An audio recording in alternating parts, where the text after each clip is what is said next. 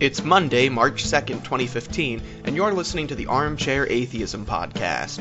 I'm your host, Taylor Carr, and for this episode, our topic of discussion is morality.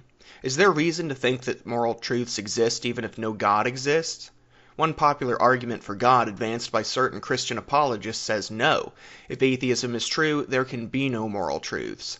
While some atheists like J.L. Mackie have agreed with this view, others contest the premise, including my guest for today, moral philosopher Erik Wielenberg.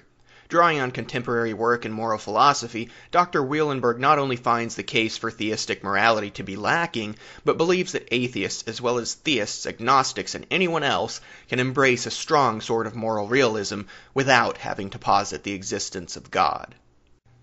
Erik Wielenberg is professor of philosophy at DePauw University in Indiana, though he is currently on sabbatical spending his time at the University of St. Andrews in Scotland as a fellow of the Centre for Ethics, Philosophy, and Public Affairs.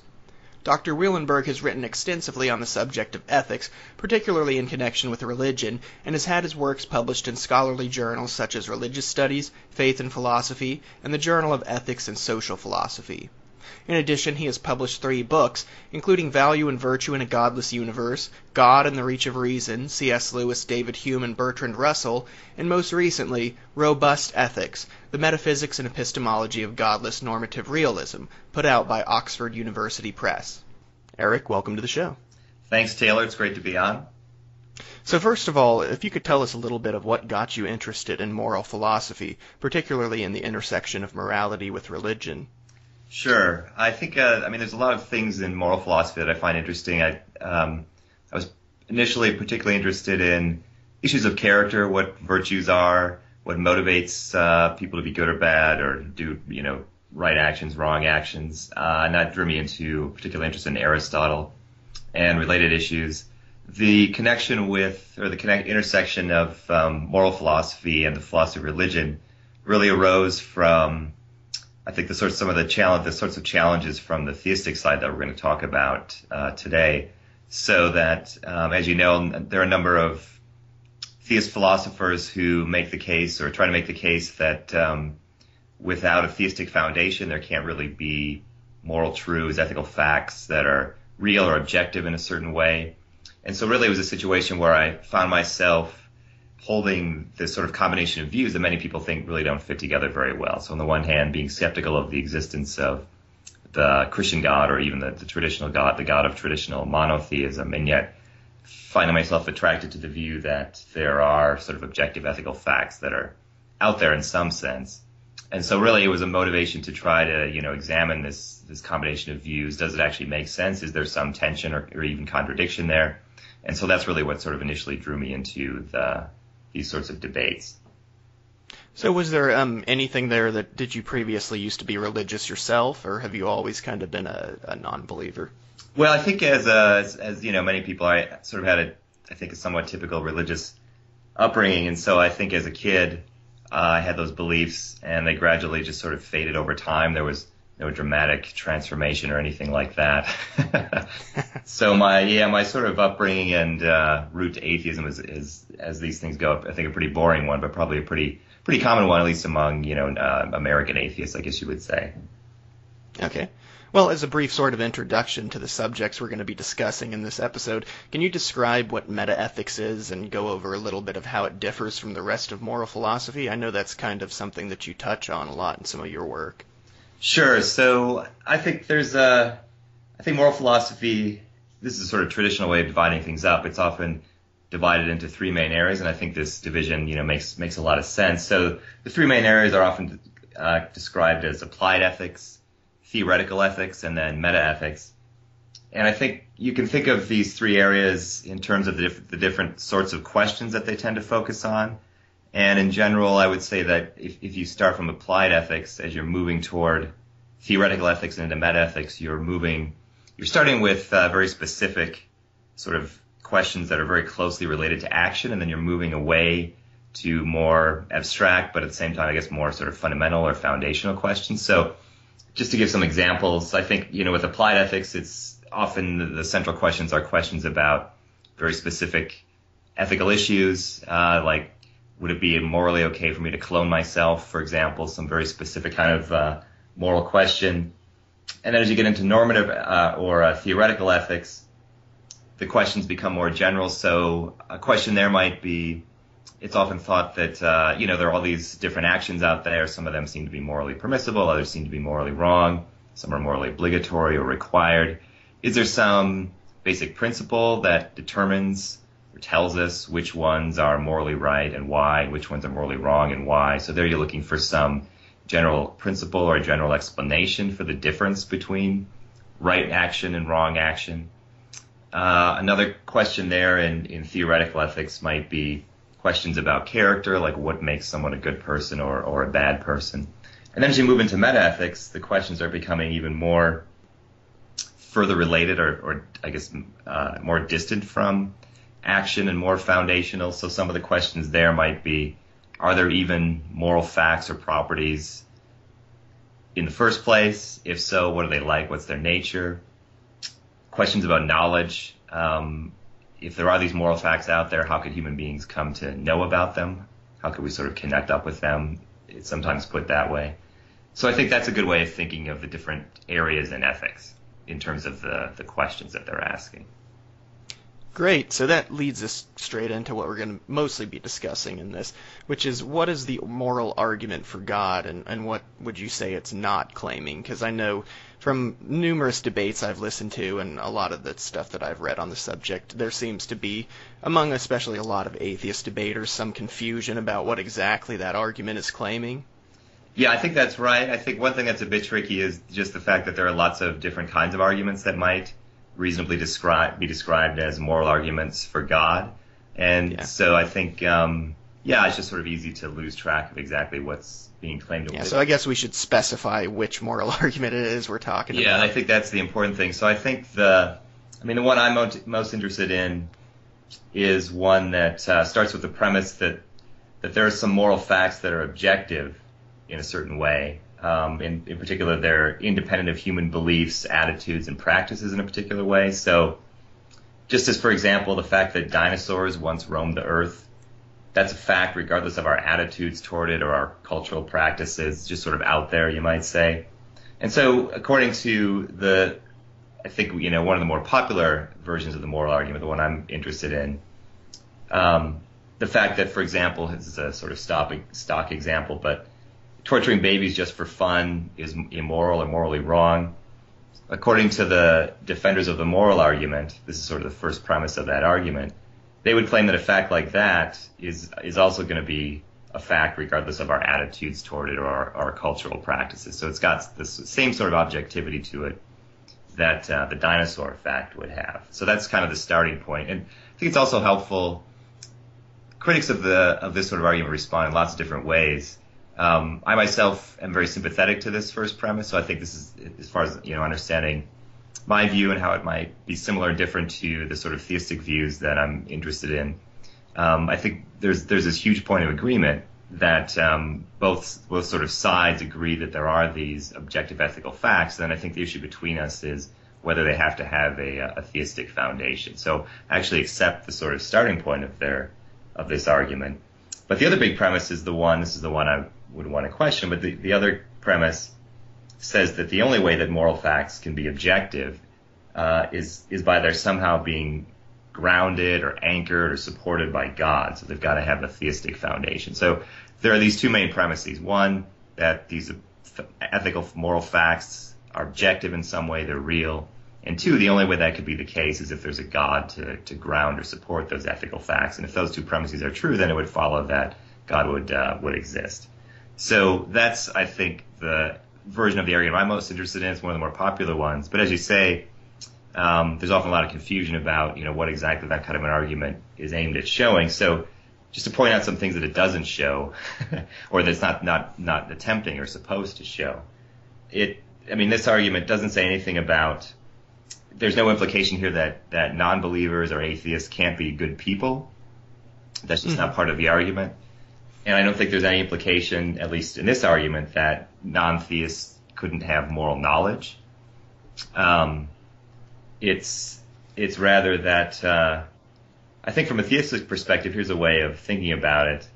Many theists would say, at least as far as this argument goes, that atheists can understand and follow objectively true moral principles, because in the theistic view, those principles will be out there. They'll just have their foundation in God. It's just that in the case of atheists, the atheist will be ignorant or unaware of the true nature of these principles. And so it's a bit like just as a person who knows nothing about the chemical composition of water can still use water for all sorts of things. You don't have to know that water is H2O in order to take a bath or cook with it or wash with it and so on. And so I think that's kind of how many theists look at the atheist relationship with morality. So that atheists can be good people, at least to an extent. They can recognize certain moral truths. It's just that from the theistic perspective, the atheists are sort of like the person who uses water without understanding its true nature. Yeah, so it sounds like it's basically what is being argued is that it doesn't matter even if we don't believe that there's a God. What matters is that we can still be good, except it's because God exists that we would be able to be good. Is that kind of what they're getting at? Yeah, that's a way of putting it. In other words, an implication of the argument might be there's sort of no such thing as goodness without God, you might say, in the sense that right. For there to be any goodness in the world, God has to exist, but that's quite different from saying you've got to believe in God in order to yourself be a good person. Yes. And this view that has been articulated in this moral argument is commonly called the divine command theory. Is that correct? I know it's a little bit distinct from what is often talked about as the divine command theory in a lot of ethics classes, though. Yeah, I think that's right. I think the way I would put it is the divine command theory. Well, let's think of it this way. So with the moral argument, there's that second premise, the key one that says, look, if you've got these objective ethical facts, the only way that could be the case is if there's a theistic foundation. So to defend that premise, there are sort of two parts or two sides to defending that premise. One is you've got to, the defender of that premise, first of all, has to make the case that it's not plausible for objective moral facts to exist without a theistic foundation. So that's sort of one side or one half of defending that premise. But they've also got to make the case that it is plausible that such facts, these ethical facts, do have a theistic foundation. So they've got to give a sort of positive account of how exactly it is that God can anchor these objective ethical facts. And I think that's how the divine command theory enters the picture in this particular debate, because that theory is basically a proposal about how it is exactly that God grounds objective morality, or at least the particular moral facts having to do with moral obligation, moral wrongness, and moral permissibility. So having said all that, I mean, the essence of the basic idea of divine command theory is it is a case where the name almost says it all.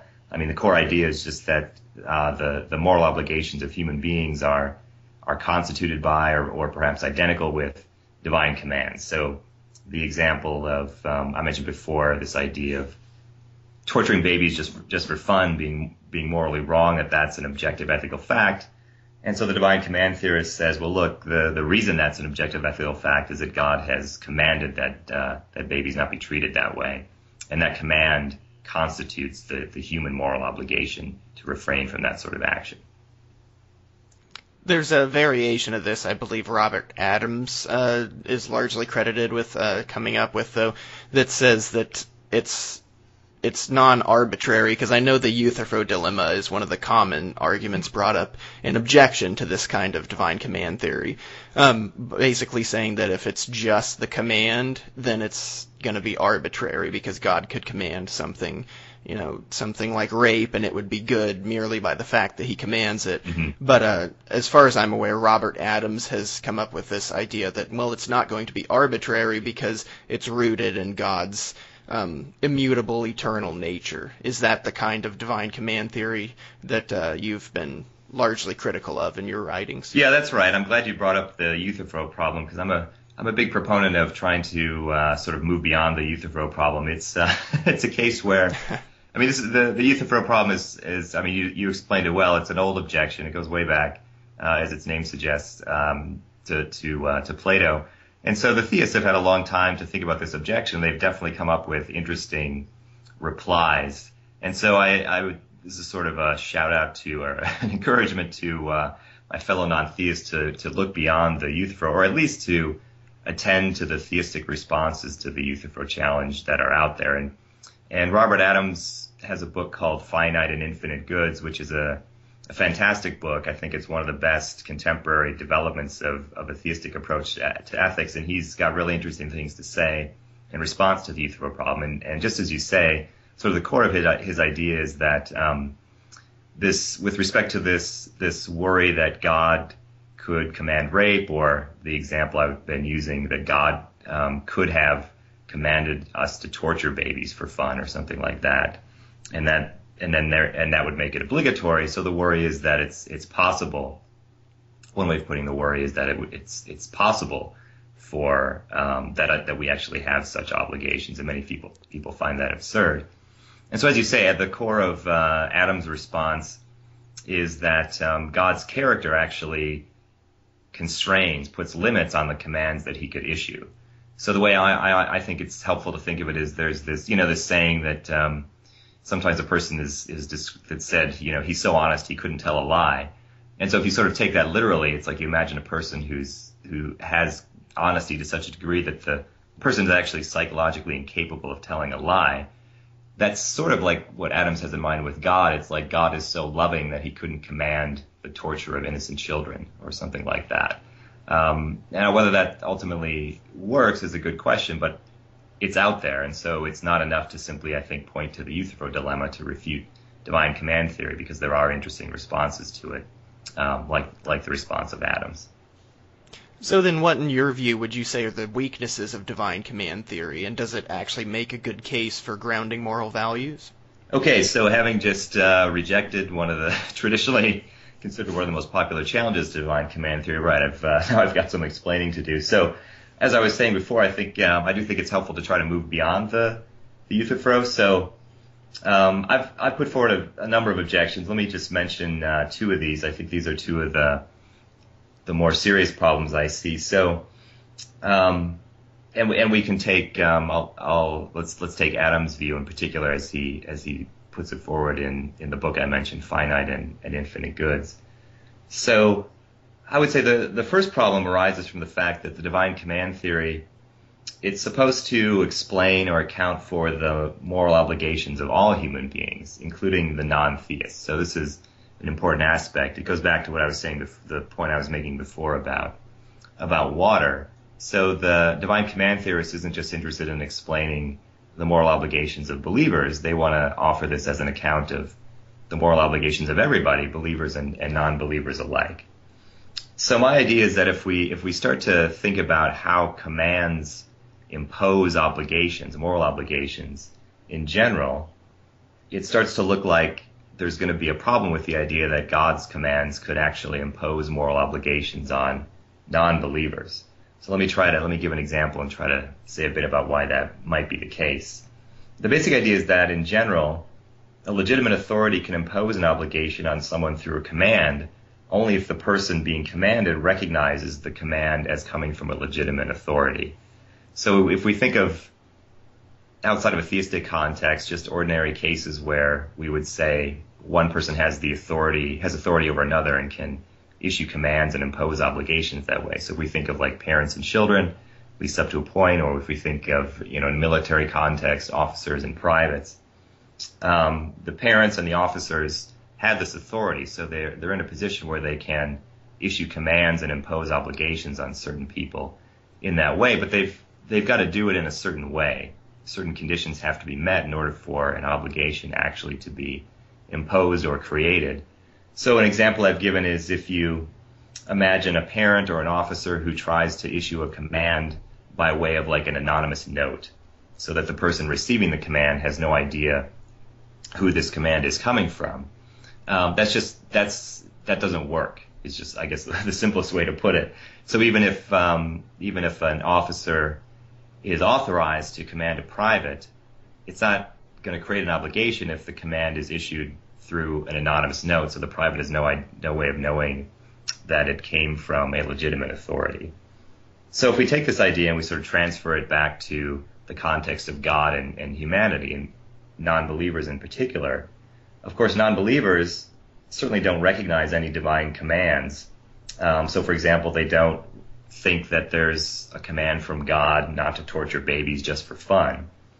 And so it looks like the divine command theory is going to imply that non-believers actually aren't obligated not to torture babies just for fun, since the command hasn't been issued in a way that they recognize. So it's sort of like, in the case of non-believers, it's as if God is trying to issue the command by way of an anonymous note. It's just not going to create an obligation.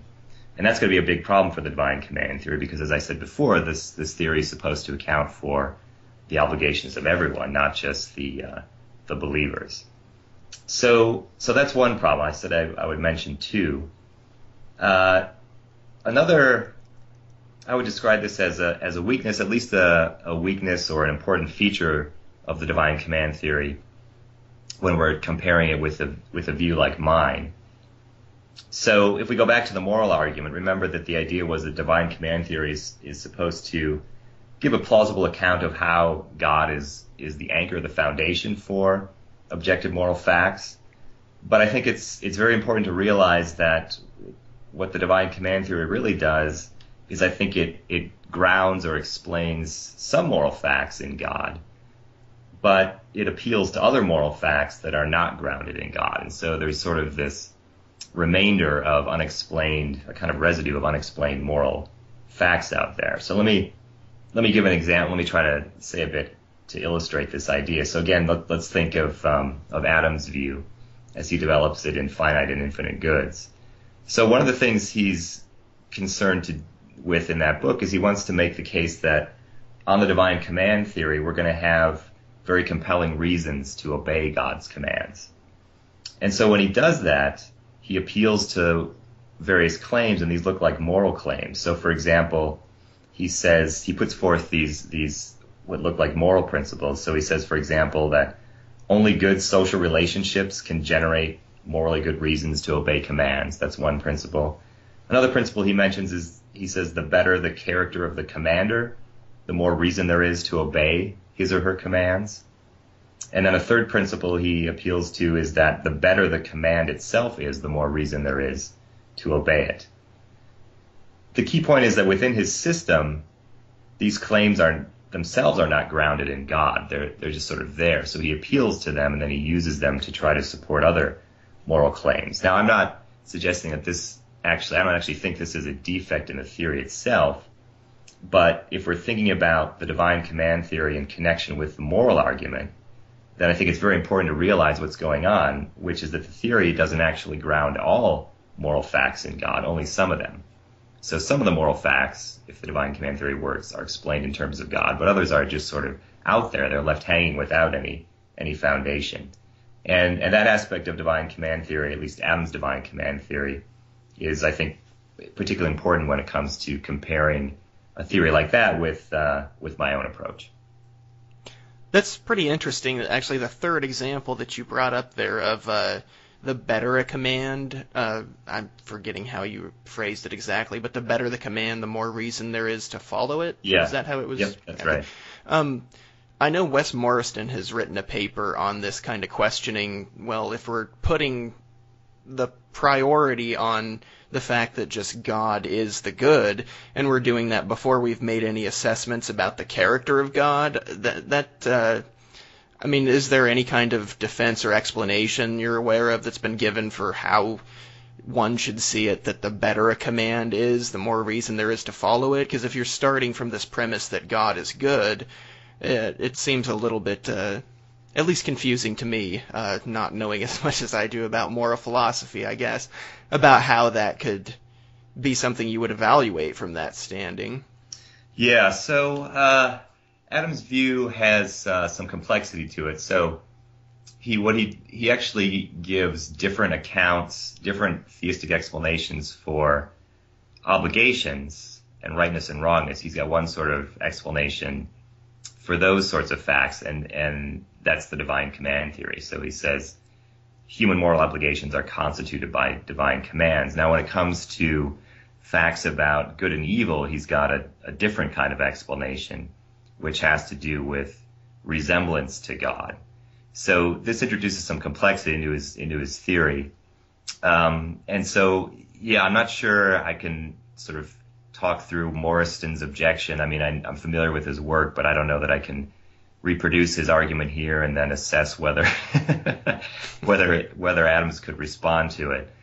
Because one of the things that is important about Adams' view is it does have this complexity. So he's got one kind of explanation for obligation, rightness and wrongness, another kind of explanation for good and evil, and they're quite different sorts of explanations. I guess the key point for me is that he's in his theory, despite the complexity, he's still appealing to these certain moral claims which themselves appear not to have any basis or foundation in God. As I say, they seem to be just sort of what I would call brute ethical claims, which again I don't think is a problem. I actually think it's sort of inevitable. You've sort of if you think there are moral truths at all, I think there are going to have to be some that are just sort of ungrounded. But I think it's very important to see that this is what's going on, even in the context of the theistic approach to ethics. So on the other hand, in some of your work, you've articulated a view that you've called non-natural, non-theistic moral realism, which you do believe to be the kind of metaethics independent of God that the moral argument tries to argue against. Can you describe this view of yours?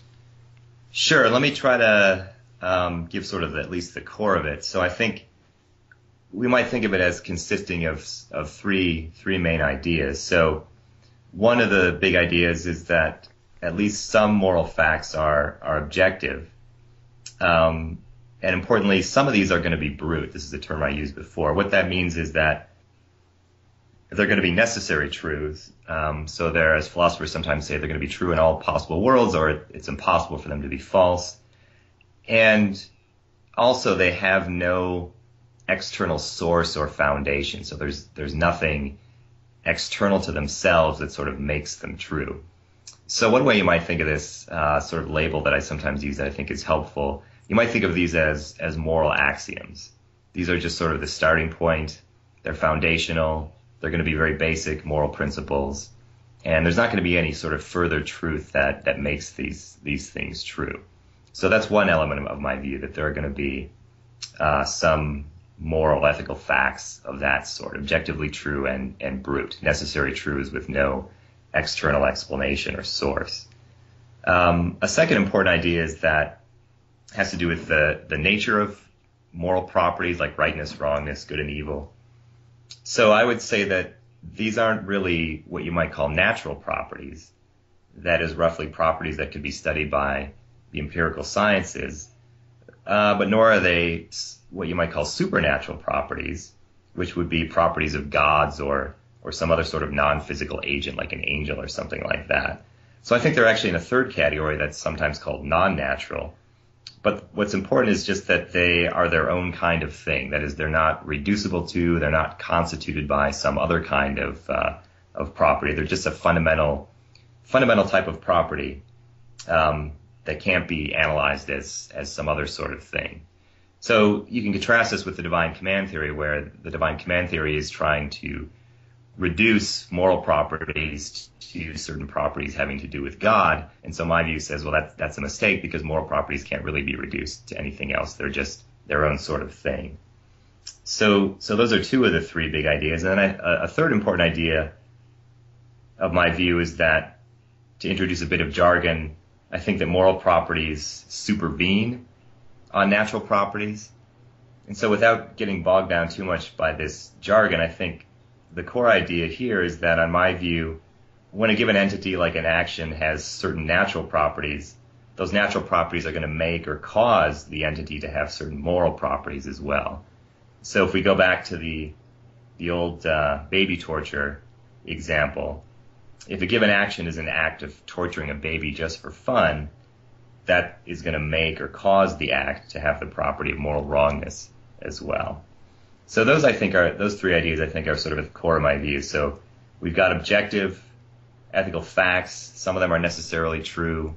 Some are brute. Some not all. But we've got a basic set of moral axioms.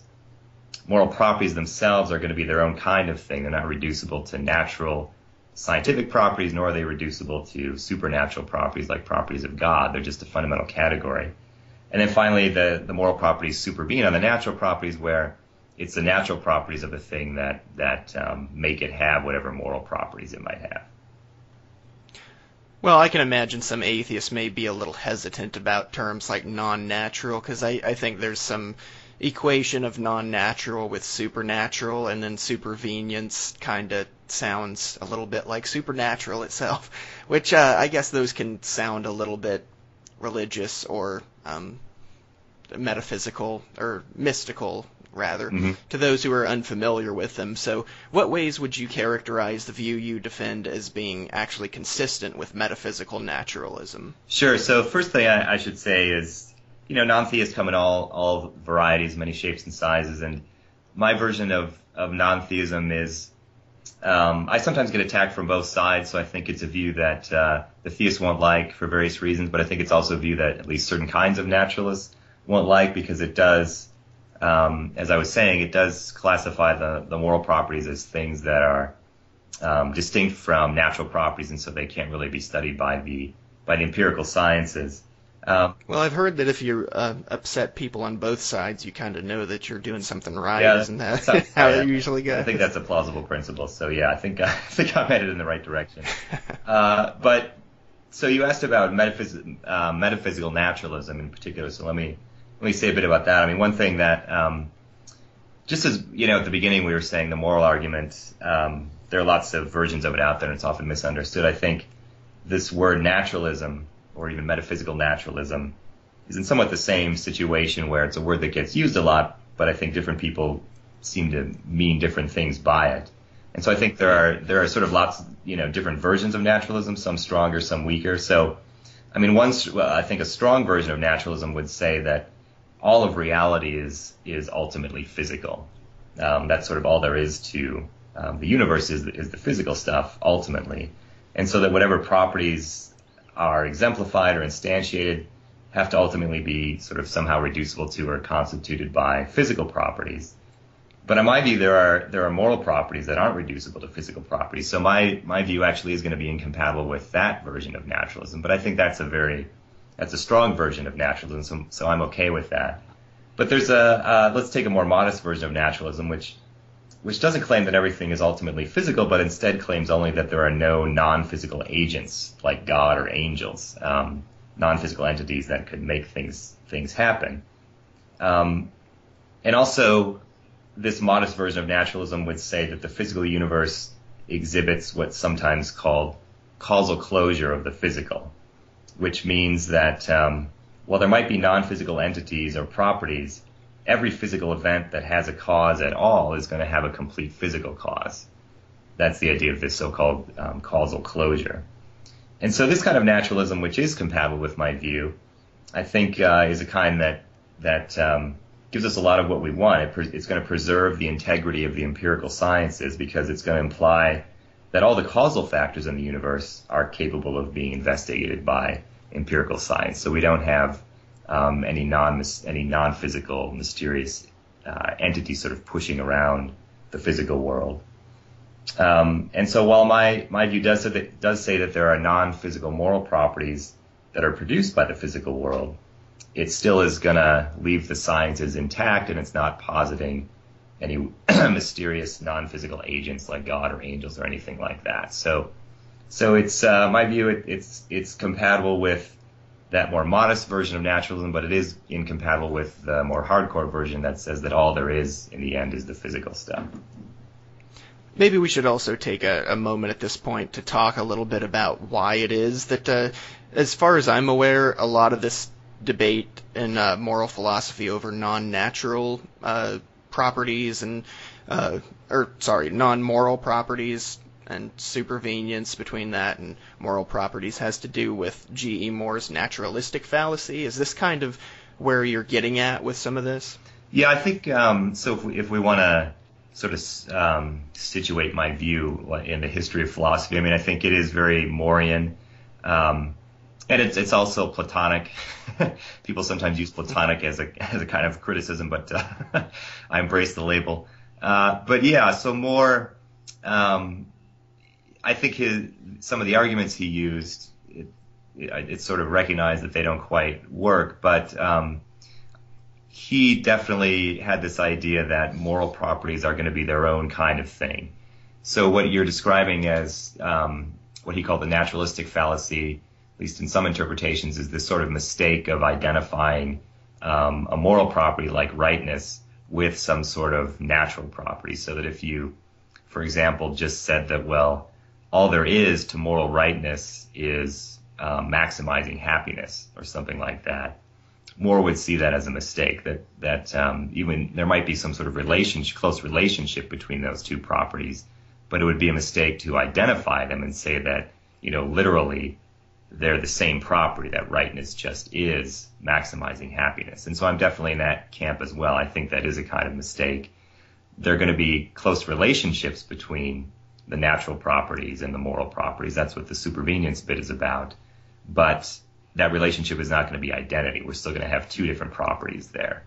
So even if it turns out that maximizing happiness is what makes actions right, that's different from saying that for an action to be right just is for the act to maximize happiness.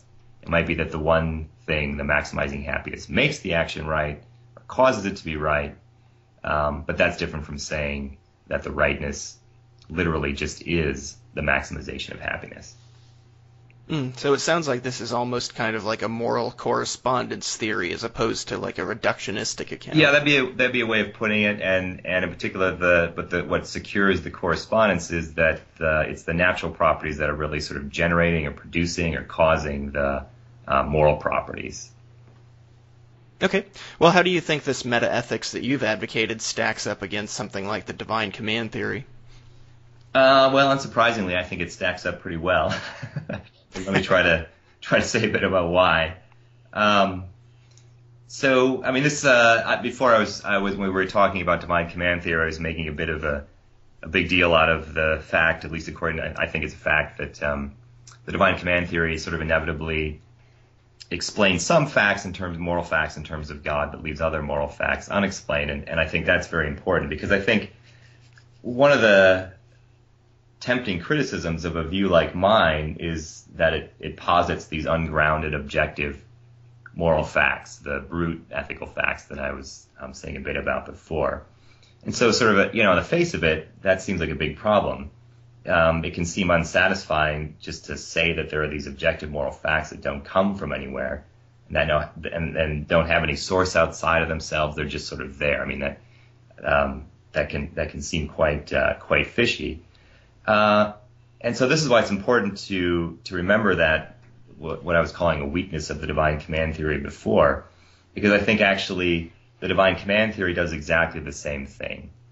And so really there's no advantage here for the divine command theory over my approach. It seems to me that both approaches ultimately appeal to some ungrounded objective moral facts and then use those to ground or explain other moral facts. So I think that the two approaches actually have the same basic structure. And that's an important point, because this is often seen as, I think, an advantage of theistic approaches to ethics, that there's this, very difficult question: where do the ethical facts come from? And I think in the minds of a lot of people, the theist has a great answer to that question, and the non-theist doesn't. But I actually think that's kind of a mistake, or even an illusion, because I think in the end, both theories are really doing the same thing. They're only explaining some moral facts in terms of other moral facts. And so the question, where do they come from?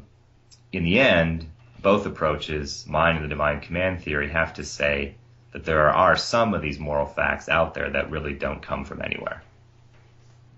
Right, and you've already kind of given some reasons for why you think the divine command theory has problems with something like moral obligation. Do you think it also is affected, for instance, by the common known problem of evil? Just, I can imagine seeing the fact that divine command theory posits an agent, somebody who should have reasons, and for all that we know, maybe has every kind of reason to eliminate something like evil, and that's not going to be something that seems like it would crop up on your own view. Yeah, I think that's right. So, couple thoughts there. This is a place where we've got to be a bit careful. I would say that what's tricky is the divine command theory itself, strictly speaking, doesn't actually entail that there is a God, which might seem a bit weird. Because, I mean, at least one way of thinking of the theory is it says, well, if there are moral obligations for humans, then they're going to be constituted by divine commands. Now, if it turns out that there's no God, then the result would be that there are no moral obligations. However, in the context of the moral argument, of course, that's being advanced by theists. And so, of course, they're going to hold not just the divine command theory, of course, they're also theists. And in trying to defend the argument, one of their claims is that God serves as a good explanation for the moral facts. And, of course, that's only the case if the existence of God itself has a certain amount of plausibility. So in the context of the moral argument, I think the problem of evil might make some trouble there. So one of the more interesting objections I heard was actually raised by Robert Morey in a debate that you had with him years ago. I can't remember. I think it was on the Infidel Guy podcast. Yeah. But what he seemed to be suggesting, from what I understood, was that this view that you're advocating is somewhat like a relic of Western Enlightenment thinking. So on that subject, do you think the system that you endorse is something that can be, say, comfortably accepted by different cultures, ones outside of our own? Or is this another case of the dreaded so-called academic Western imperialism? Yeah, okay. So it's a big question. I mean, one thing is, I guess I can't resist noting that if we're worried about old-fashioned Western views, I don't know that a Christian theist can really press that worry. But that doesn't really. That's a good point. Yeah, I mean, that doesn't get to the heart of things. Which, I mean, I think the more interesting question is, to what extent is this view of mine sort of tied up with the Western tradition? It's as I say, it's a big question because, of course, there are so many. If we look outside of the Western tradition, you've got a whole variety of traditions. But I mean, one thing I would say is I've recently gotten somewhat interested in Confucian thought for reasons I'll explain in a second. But I bring that up because, at least as far as I can see, I think this metaethical view that I'm advancing could work in a Confucian context. So, I mean, I don't see anything in, say, the Analects of Confucius that would conflict with this metaethical view that I'm putting forward. Now, I think that's largely because the Analects really focuses on what I was earlier calling applied ethics and theoretical ethics rather than metaethics. But at least as far as I can see, the moral system that's outlined in the Analects is secular. It certainly doesn't make any appeal to God or angels. And this is one reason I'm interested in Confucius. In the Confucian tradition, you've got a very rich moral system that just has no role for a monotheistic God. And so I certainly think that, for example, there could be a Confucian version of my view. And so at least that's just obviously one tradition, but I think to that extent it's exportable, I guess you would say. Yeah, I mean, I confess I was a little confused when I heard this objection because I actually spent last semester studying some Eastern religions and Eastern philosophies, and one of the things that struck me, specifically by Taoism, which was something that I looked into and found pretty fascinating, was that they have these ideas of an ultimate reality that is specifically moral in nature, but there's nothing personal, there's nothing really even, I would say, agent-like about that kind of ultimate reality. So I'm not exactly sure of what would be so foreign about a view like this to Eastern cultures, but I probably need to study up more on some of those alternative ways. I think that's right. As well. I think that's right. And in fact, I mean, I think some non-theists, I think, realize that many non-Western traditions are a very useful resource. I mean, this is one of the things that got me interested in Confucian thought, for example. But yeah, there are lots of other examples, traditions out there. Hinduism, at least some forms of Buddhism would be other examples. The Taoism that you were mentioning. And I mean, Sam Harris would be an example of someone who has really picked up on this. So that he, as I understand it, part of what he's doing is trying to preserve certain kinds of spirituality outside of a Christian context. So he seems to be drawing on these Eastern traditions to a certain extent. And I think, so yeah, I mean, sort of contrary to what the I guess the Maury objection was suggesting, it actually looks like a view like mine, at least in some ways, is very much at home in many, for example, at least some of these Eastern traditions that we've been talking about. I'm actually glad you mentioned Sam Harris, because it's interesting, because I read his book when it first came out, The Moral Landscape, and I kind of got struck by the fact that he seems to have an objection to the is-ought distinction, but it's kind of largely in the same way that I've seen others object to it, and yet still support something like the kind of theory that you're putting forward here, which is just that there's a supervenience relationship. So, what are some of your thoughts if you've read The Moral Landscape, like how that, because it seems like his view is not all that implausible, except if maybe there was some more accounted for it in terms of the difference between supervenience and reductionism, because I'm not for sure that he takes such a hard reductionist stance in his writing. Yeah, I think with The Moral Landscape, there are that's a case where there are different claims that are being made, and my own view is that some of them are more plausible than others. So that, I mean, one thing that's going on is he's advancing a version of what's traditionally been called utilitarianism. He speaks of human flourishing, where his idea seems to be, very roughly, as I recall, something like, actions are right to the extent that they maximize human flourishing. And one of the ideas he's putting forward is that empirical science has a lot to tell us about the conditions under which human flourishing will be maximized. And that certainly seems right. But there is this other part of the book, the part that you were mentioning, where he seems to be making the case that the is-ought gap, the so-called is-ought gap, doesn't exist. And that part of the book does strike me as less plausible. And it seems to me that if you look closely, what's going on is he just sort of seems to think that utilitarianism is obviously true.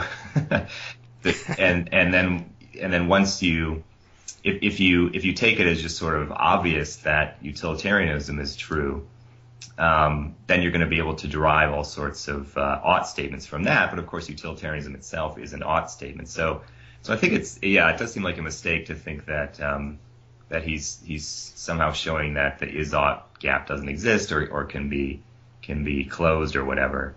That part of the book doesn't seem particularly plausible. But I think there are some of the other claims in the book are more plausible. Yeah, your most recent book, Robust Ethics, does this actually dive into more beyond, like, moral ontology? Because it sounds like, from what I've heard of it, that you're also addressing things like epistemology and trying to formulate a more comprehensive, I guess, case for your position. Yeah, that's right. So the book has 4 chapters, and so roughly the first half has to do with, I guess, what you call the metaphysics or the ontology of morality. And that part focuses on some of the ideas I was mentioning before about the nature of moral properties and the brute ethical facts and supervenience and so on. And then the last 2 chapters have to do with moral knowledge. And there's a lot that goes on there, but just to maybe try to say a bit about it. I mean, the sort of the goal in the second half is to try to give some sort of a counter explanation as to how, if the metaphysics in the first part of the book is right, it's supposed for the sake of argument, then how could human beings get knowledge of these moral facts? And so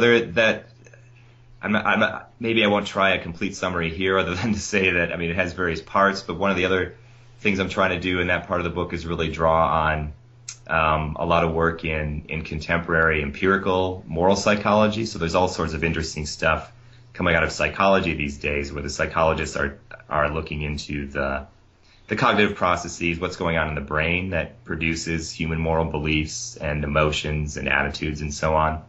And so in the second part of the book, I'm trying to put a lot of this stuff together, combining the metaphysical stuff from the first half of the book with some of the ideas coming out of empirical psychology to develop an account of how it is that we could get knowledge of these ethical facts. Sort of on that subject, then, how should, in your view, the average atheist find morality and meaning in their life? I know that's not a very small question, but do they need, in your opinion, a grasp on all these deep philosophical concepts to be reasonable in thinking that for instance, objective morality isn't just a mere illusion like the moral argument would seem to want us to conclude of something like an atheist universe. Yeah, I think so. I guess for my own view is that fortunately the short answer here is going to be no. It would be sort of frustrating if in order to live morally or have a meaningful life you had to get into all this stuff and sort of figure it all out. But here I think is a bit about why I think that's the case. I mean, it goes back to what I was saying about water before, that you can do all sorts of great things with water and without having any, even caring or knowing anything about its chemical composition. And so I do think, morality and meaning are to a significant degree like that, so that I think non-theists can grasp moral truths and live meaningful and happy lives without getting into the philosophical underpinnings of it all. Now, I myself happen to think it's great stuff and is one way of making your life meaningful, but I certainly wouldn't see it as as a necessary condition, fortunately, for having a meaningful life. So what are some of I know in your book Value and Virtue in a Godless Universe, you kind of talked a little bit about some of the ways that you see people being able to find morality and meaning in a universe without God. Is there some of that discussed in your recent book, and what are some of your thoughts on that subject? Yeah, I do get into that to some extent. I think meaning in life in particular is another case where here's a phrase that gets thrown around quite a bit. Is often used to mean different things. So one thing I try to do is just distinguish different types of meaning that a life could have. And so the basic case I try to make in the book is that all the sort of interesting or important kinds of meaning are kinds that you could have even in a godless universe. So we're not sort of going to lose anything by the absence of God. This is another, I think, worry or maybe threat that's out there that.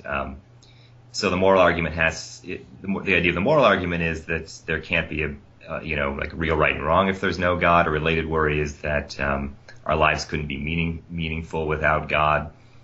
I think both of those arguments can be addressed.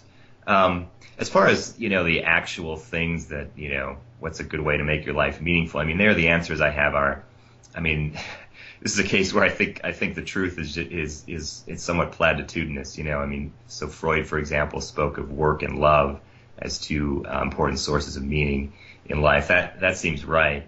It always reminds me of, if you've seen Monty Python's The Meaning of Life, where at the end of the film, it's sort of they give it almost as an afterthought. They give their view of the meaning of life, and the answer is the meaning of life is to try and be nice to people, avoid eating fat, read a good book every now and then, get some walking in, and try and live together in peace and harmony with people of all creeds and nations. So I think a lot of the interesting philosophical work has to do with not so much uncovering, what the particulars that make life meaningful. I actually think those are somewhat actually straightforward. It's more the interesting philosophy, I think, happens with answering the arguments that are designed to show that without God, human life would be meaningless. But if you want to press me to a little fortune cookie type answer, I'm going to go with work and love. Well, what do you have coming up in the future? I know you just recently released this book, but is there anything else in the pipeline? And will we finally get to see a debate between yourself and, say, William Lane Craig? Yeah, so no debate plans. I think, as far as like an oral debate with Craig and I, there's no plans in the works. The thing about Craig is he does have that, professional debating background that serves him well. I don't have that, so I don't know how an oral debate would go. I think for me, and I think actually, what would be more productive really would be a written exchange for various reasons. Mm-hmm. So that's something I would be interested in. But there's nothing, no plans that I know of for anything like that. But it's a vast subject to try and cover in something like an hour and a half long debate. Yeah, sure. I mean, I'm sure. So it lends itself better to conversations and actual dialogues through writing. I would say. I agree. I mean, here's as far as the, if we're trying to get at the truth, I mean, the oral debate format, I think it has its sort of purpose in place, but I'm not sure that if we really want to take our time and get to the truth, I'm not sure that oral debate is the way to go. I mean, if imagine, suppose you've got, you're sick and you go to two different doctors and they give you different diagnoses, and so it's decided, okay, well, we'll decide how to treat you by way of an oral debate between these two doctors, right, where they each have 10 minutes to make their case, and then they can reply, and then the audience votes, and that determines your treatment. I think a lot of people would be uncomfortable with that. It's like the Hunger Games of medicine. Yeah, something like that. And I think the worry is just it's gonna, is this really the best way of sort of actually figuring out what's actually happening here and getting to the truth. Yeah. So yeah, I mean, I think written exchanges would be more productive. But in any case, I mean, I do have a couple things sort of in the works. I mean, one is there's this new book. I'm not sure when it will be out, but at some point it'll come out. It's edited by Greg Bassam, or maybe Basham, I should say. And the title is C.S. Lewis's Defense of Christianity, For and Against. And so this is actually a sort of written exchange of the sort I was talking about. And so Basham put together sort of defenders and critics of different theistic arguments, or just different arguments from the thought of C.S. Lewis. And so for this one, I was teamed up with David Baguette. So he's trying to defend Lewis's moral argument, and I'm trying to criticize the argument. I think we ended up having a productive exchange where we, really got into some of the interesting philosophical stuff. So that'll be, I'm not sure when it'll be out, but that exchange will be in that book, C.S. Lewis's Defense of Christianity. So that's one thing. And then the other thing I've been working on lately is a paper on secular humility. So this is something I talked a bit about in the Value and Virtue in a Godless Universe book that you mentioned before. So I'm actually, it's a topic I'm coming back to where the basic question is, suppose there's no God, would there then be a place for anything like a virtue of humility? And if so, what would that virtue be like? And so that's something I'm trying to think about further and make the case for a virtue that could be labeled secular humility, trying to say what that character trait would be like, some reasons to think that it's a virtue. And so really defending the idea that there's a place for humility in a godless universe. Well, those certainly sound like stuff to look forward to. If anybody wants to find out more about you or more about some of your work, where's a website that they can get some of your information from? If you give me 1 second, it's a bit embarrassing. I don't have my. I do have a website. I don't have the web address committed to memory. Of course, they can just look you up on Amazon as well. Yeah. I mean, my name is sufficiently uncommon that they can just Google me. But okay, if you want to go right to my website, the web address is actually, and you'll see why I didn't have it memorized. It's DPU add web, so that's DPUADWED DePauw, which is DEPAUW.edu /E Wielenberg, and then that lowercase hyphen thing. Well, we can put that up on the website too. And then web. Okay. But yeah, it'll probably be best just to post a link. All right. Well, thank you so much for coming on the show. All right. Thanks very much. I enjoyed talking to you. All right. Good luck to you with all your future work that you have. All right. Thanks. I'd like to thank Dr. Wielenberg for coming on the show. If you'd like to find out more about him or purchase any of his books, links are available in the description for this episode at godlesshaven.com. At godlesshaven.com, you can also find out more about the show, more about myself, and plenty of additional content. Music in the show is my own work. Thank you for listening, and please join me again in the not-too-distant future for another episode of Armchair Atheism.